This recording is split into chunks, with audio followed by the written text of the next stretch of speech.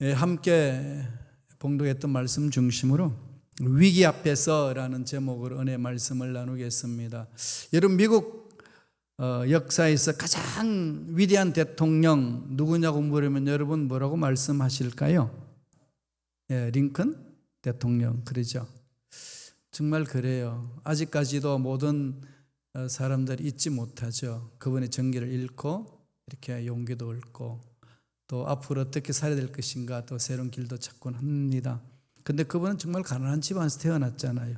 공부도 제대로 학교 교육을 제대로 못 받았고 독학을 했습니다. 정말로 지독한 시련을 경험했던 사람이죠. 사업을 하다가 크게 2번이나 실패해서 빚더미 위에서 몇 년 동안 고생을 했잖아요. 그 정치 세계에 뛰어들어서 정치를 해나가는데 8번이나 낙선을 합니다. 뼈아픈 고통이죠. 8번 낙선하고 다시금 또 재개해요. 그리고 아버지는 구두수성공이었고 정말 세상에서 바라보면 천민 상태에 빠진 그런 상황입니다. 그가 대통령이 됐어서 정말 미국을 하나로 뭉치고 위대한 역사를 써내려갔습니다. 그분이 먼 훗날을 회상하면서 이런 말을 했습니다. 길이 약간 미끄러웠을 뿐 낭떠러지는 아니었습니다. 자신이 살아온 길을 더듬으면서 힘들고 어려운 위기 순간도 많았지만은 그렇게 끝났다라고 하는 그런 절망적인 것은 아니었다는 거죠. 살 길이 항상 열려진다는 겁니다. 1862년에 4월 30일 남북전쟁이 일어났잖아요. 그러니까 남북전쟁 일어나는 기간 동안에 그냥 전 미국인들이 고통 속에 있었습니다. 피로 물들고 자녀들 잃고 부모들 잃고 어려움 속에 있을 때에 아브라함 링컨 대통령은 전국에 기도회를 선포했습니다. 금식하지 말고 기도하자. 그리고 이렇게 연설을 했어요. 미국의 비극을 종식시킬 수 있는 길은 오직 우리가 하나님께로 돌아가는 길뿐입니다. 이 비극의 원인은 너나 할 것 없이 하나님을 떠난 데 있습니다. 이 나라의 백성이 하나님을 떠났기 때문에 이 같은 비극이 있는 것입니다. 그러니 다 같이 하나님께로 돌아갑시다. 위기를 극복할 수 있는 길은 전능하신 하나님께 돌아가는 길이라는 겁니다. 결국은 백성들이 기도하면서 뭉쳐서 망해가는 나라를 살려냈습니다. 망해가는 상황 속에서 살리는 길은 여러 가지 있는 거죠. 이번에 제가 이 미시간 호수를 쭉 돌면서 마지막 종착지는 디트로이트를 잡았어요. 이유는 자동차 산업과 공업단지로 왕성했던 그 도시가 망했잖아요. 그래서 사람들이 다 떠났고 유령의 도시라고 그랬습니다. 그런데 전 세계가 거기서 주목하고 있는 게 하나 있습니다. 뭔지 아시나요? 도시 농장을 만들기 시작했어요. 완전히 폐허가 된 그 땅에 도시 농장을 만들기 시작하고 거기에 인력들이 투여되고 일자리가 창출되고 그 농산물을 가지고 다시 판매하고 그러면서 도시가 농장의 하나의 부분으로 돌아가는 그런 시스템이 만들어졌습니다. 그렇게 가고 계속 발전하더라고요. 그걸 보고 싶어서 그걸 뚫고 들어갔습니다. 정말 가는 길목에는 엉망이더라고요. 근데 여기저기 이렇게 공장이 널브러져 있고, 그럼 폐허가 된 건물도 있고 땅도 버려진 땅도 많은데 군데군데 농장을 만들어서 녹지대로 다시금 일어서고 있습니다. 세계가 지금 주시하고 있어요. 도시 농장. 여러분 인터넷 들어가셔가지고 디트로이트의 도시 농장 한번 쳐보세요. 새 역사를 써내려갑니다. 망했다고 생각했는데 길이 열린다는 거지요. 인생은 언제나 위기 앞에 놓여질 수 있습니다. 그 위기 앞에서 일어설 수 있는 길, 하나님을 만나는 자에게는 답이 있다는 거지요. 오늘 본문 읽었던 본문의 말씀에 열왕기하 3장 읽지 않았습니다만 1절에 보면은 역사적인 배경이 나옵니다. 오늘 주인물이 3사람이에요. 북쪽에는 아합의 아들 여호람이 있습니다. 그는 여호람이 왕이 됐어요. 남쪽에는 하나님을 신실하게 믿는 여호사밧이 있습니다. 지금 하나님 보시기에 아합이 악했을 뿐이지 아합은 정치를 잘했습니다. 외교 정치도 잘해서 나라를 강대한 나라로 만들었어요. 그래서 거기는 이 조공을 바치게 하는 나라가 있었습니다. 모압이라는 대표적인 나라예요. 아합 왕 때는 그 주위에 있는 모압, 중동 지역에 있는 거죠. 그 모압이 북쪽 이스라엘 나라에 조공을 바쳤습니다. 그런데 아합이 죽고 여호람이 왕이 되니까 아들이 왕이 됐다 깔보는 거죠. 그래서 모압에서 조공을 안 바치겠다고 했습니다. 그럼 얼마나 화가 났겠어요. 여호람이 하나죠. 혼자서 그것을 그냥 덮치려고 그러니까 아무래도 불안한 거죠. 힘이 딸릴 것 같으니까 남쪽에 있는, 그때는 남북이 서로 왕래했습니다. 여호사밧 남쪽에 있는 왕에게 요청을 했어요. 전쟁 치러 가는데 도와주라. 저 모압이 너희들에게도 적이 아니냐. 저들이 우리를 괴롭힌다. 치러 가자. 그리고 이 북쪽 이스라엘 나라의 또 속국인 아담의 후손인 에돔 나라가 있습니다. 그 나라와 같이 이제 세 나라가 합치는 거죠. 북쪽 이스라엘, 그다음에 에돔, 남조 유대 여호사밧, 그리고 왕은 여호람, 그다음에 남쪽은 여호사밧. 뭉쳐 전쟁 치러 갑니다. 갔더니 어떤 일이 있었을까요? 3일 됐는데 물이 떨어져 버려요. 물이 없습니다. 전쟁 못 치잖아요. 이 어른 낭패 당한 거죠. 그러한 일들에 대해서 쭉 역사적인 배경을 가지고 시작을 합니다. 말씀 읽으면서 가볼까요? 열왕기하 3장 12절 봅시다. 다 같이 읽습니다. 여호사밧이 이르되 야훼의 말씀이 그에게 있도다 하는지라. 이에 이스라엘 왕과 여호사밧과 에돔 왕이 그에게로 내려가니라. 물이 떨어져서 절체절명 위기를 빠집니다. 야, 전쟁 치러 가는데 우리가 물을 못 마시면 어떻게 되겠냐? 망하는 것 아니겠냐? 그러니까 하나님을 잘 섬기는 여호사밧 왕이 야, 우리가 선지자 말을 들으러 가자. 하나님이 말씀해 주실 것이다.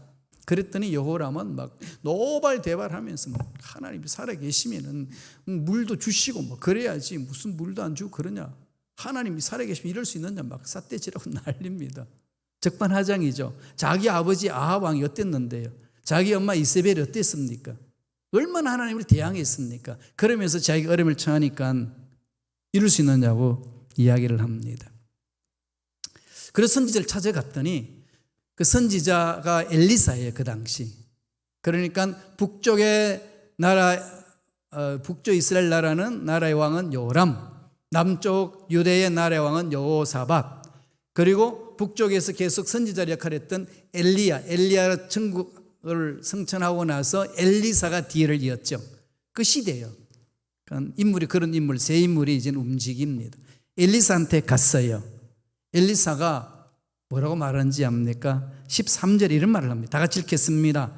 엘리사가 이스라엘 왕에게 이르되 내가 당신과 무슨 상관이 있나이까? 당신의 부친의 선지자들과 당신의 모친의 선지자들에게 가소서 하니 이스라엘 왕이 그에게 이르되 그렇지 아니하니이다. 야훼께서 이 세 왕을 불러 모아 모압의 손에 넘기려 하시나이다 하니라. 엘리사한테 갔더니 한마디로 말하면 꺼져 이겁니다. 나하고 무슨 상관이 있다고 여기서 난리치냐. 니네들 하나님을 섬겼냐? 힘들고 어려우니까 와서 난리치는데 니네 아버지 니네 어미는 어땠냐 뭐 이런 식이죠. 나 상관없다. 가라. 이럽니다. 당신의 부친의 선지자들과 당신의 모친의 선지자들에게로 가소서. 누구죠? 바알 선지자, 아세라 선지자를 가라는 겁니다. 이 끝난 거잖아요. 하나님의 선지자도 거부합니다. 그 말은 하나님이 거부한다는 거죠. 자, 이러니까 큰일 났어요. 그런데 반전이 일어납니다. 왜 반전이 일어날까요? 엘리사가 상관없으니까 가라 해놔놓고 하나님의 축복의 메시지를 전해줍니다. 무엇 때문에 그랬을까요? 14절에 나옵니다. 다 같이 한번 읽어볼까요? 한 목소리로. 열왕기하 3장 14절 읽습니다. 엘리사가 이르되 내가 섬기는 만군의 야훼께서 살아계심을 두고 맹세하노니 내가 만일 유다의 왕 여호사밧의 얼굴을 봄이 아니면 그 앞에서 당신을 향하지도 아니하고 보지도 아니하였으리라. 처음에 여호람이 엘리사한테 가서 도와달라고 요청을 했더니 하나님 능력이 우리에게 임하도록 도와달라고 그랬더니 상관없습니다, 나가시오 라고 했다가 갑자기 마음이 바뀝니다. 마음이 왜 바뀌었는지를 3장 14절에서 말하는 거죠. 누구 때문에 바뀌었다고 합니까? 유다의 왕 여호사밧. 여호사밧을 딱 보는 순간에 당신이 거기 있었어 이거예요. 당신이 거기 있으면 돼. 왜죠? 하나님을 신뢰하는 왕이었기 때문에. 하나님을 신뢰하는 왕이 있다면 절체절명의 위기 속에서도 살 수 있습니다. 그러면서 해결책을 던져줍니다. 16절 17절에 다 같이 읽어볼까요? 그가 이르되 야훼의 말씀이 이 골짜기 개천을 많이 발하셨나이다. 야훼께서 이르시기를 너희가 바람도 보지 못하고 비도 보지 못하되 이 골짜기에 물이 가득하여 너희와 너희 가축과 짐승이 마시리라 하셨나이다. 해결책을 주는 거죠. 뭐 하죠? 비가 내려온다 이거 아니에요. 뭐 하라고 그럽니까? 개천을 팔아. 이게 이해가 되시나요? 전쟁 중인데 개천을 팔아요. 물 나올 것인지 말 것인지. 뭘 말하는 거죠? 야훼의 말씀을 신뢰하라는 거죠. 이해되냐? 이해되지 않나? 따지지 마. 지금 하나님이 너에게 말씀하신다. 물이 없어서 왔지. 하나님은 개천을 바라는 거다. 야훼에서 그 말씀하는 거죠. 오늘 주신 메시지가 뭡니까? 저와 여러분들이 위기 앞에 놓여 있을 때 해야 될 일은 뭘까요? 하나님의 말씀에 순종하라는 거죠. 말씀을 받아야 합니다. 늘 제가 강조하지만은 여러분 살아계신 하나님이 주신 말씀이 있으면은 희망이 있습니다. 어떤 상황에서도 희망이 있습니다. 물이 하나도 안 나오는데 개천을 파라는 거죠. 그런데 별별 상상 다 하지 않겠어요? 개천을 판들 물이 나올까? 얼마나 깊이 파야 돼? 장비 있어? 별별 이야기들이 마구마구 나오겠지만 믿음이 있는 사람은 어떻게 하죠? 팝니다. 신뢰하고. 이게 무슨 문제일까요? 믿음의 문제죠. 결국은 이 시대도 믿음의 문제 아니겠어요? 어린 자녀에게도 믿음을 심어야 되고 청년들에게도 믿음을 심어줘야 되고 연세가 드신 분들도 믿음을 가지고 살아가야 되고 그럴 때 꿈이 있는 거지요. 환경을 보면은 우리는 절망할 수밖에 없어요. 제가 일주일 내내 저의 꿈을 하나님께 고했습니다. 하나님 정말 우리 교회가 3, 4대가 모여서 예배드리는 공동체가 되면 좋겠습니다. 어르신들이 때를 따라서 자녀들 집에 가가지고 자녀를 만나는 게 아니라 매주일마다 자녀들이 와가지고 예배드리는 공동체. 그래서 여기서 만날 수 있는 그런 자리가 되면 얼마나 좋겠습니까? 하나님. 그런 꿈이 있습니다. 근데 어떻게 해야 됩니까? 하나님이 원하시는 길로 하나님의 방법대로 길을 열어주소서. 하나님이 역사하시면 되는 것 아니겠습니까? 이렇게 우주 만물을 아름답게 창조하신 하나님 아름답게 우리 공동체를 그렇게 만들어 주실 줄로 믿습니다. 기도가 나오는 거죠. 그럼 뭘까요? 하나님 함께 하시면 된다는 거죠. 그럼 말씀을 붙들어야 돼요. 두려워하지 말라. 놀라지 말라. 내가 너와 함께 하겠다. 이 붙들고 몸부림치는 겁니다. 이사야 58장 11절 이런 말씀을 주셨어요. 다 같이 읽습니다. 야훼가 너를 항상 인도하여 메마른 곳에서도 내 영혼을 만족하게 하며 내 뼈를 견고하게 하리니 너는 물된 동산 같겠고 물이 끊어지지 아니하는 샘 같을 것이라. 삶의 현장에서 샘을 파라는 거죠. 가정에서 샘을 파고 직장에서 샘을 파고 사업장에서 샘을 파고 지금 여기 순봄식가의 공동체에 마음껏 마실 수 있는 목이 마르지 않는 샘을 파라는 말씀입니다. 한번 몸부림쳐 봅시다. 정말로 저희 아이디어로는 못하지만 우주 만물을 창조하시고 죽은 자도 살리시고 없는 것도 있게 하시는 하나님이 우리에게 말씀해 주시면은 그 말씀에 순종해 나갈 때 위대한 역사가 일어날 줄로 믿습니다. 그런 이 축복의 샘을 마음껏 마시는 저와 여러분 되기를 바랍니다. 두 번째로 또 하나님 주시는 메시지가 있어요. 3장 열왕기하 3장 18절입니다. 다 같이 읽겠습니다. 이것은 야훼께서 보시기에 작은 일이라 야훼께서 모압 사람도 당신의 손에 넘기시리니. 우물을 팔아 물 나온다는 거죠. 그리고 적군 모압이 있는데 뭐라고 그럽니까? 이것은 야훼께서 보시기에 뭐라고 하는 거죠? 작은 일이라. 하나님 손에는 아무것도 아니야. 야훼 보시기에 작은 일이라. 내가 세상 살면서 절망 같은 상황 속에 안 된다고 주저앉았던 모든 상황, 야훼 보시기는 작은 일이라. 왜 그 일에 매여 있느냐? 이거 아니겠어요? 일주일 내내 하나님 주신 메시지가 이거였습니다.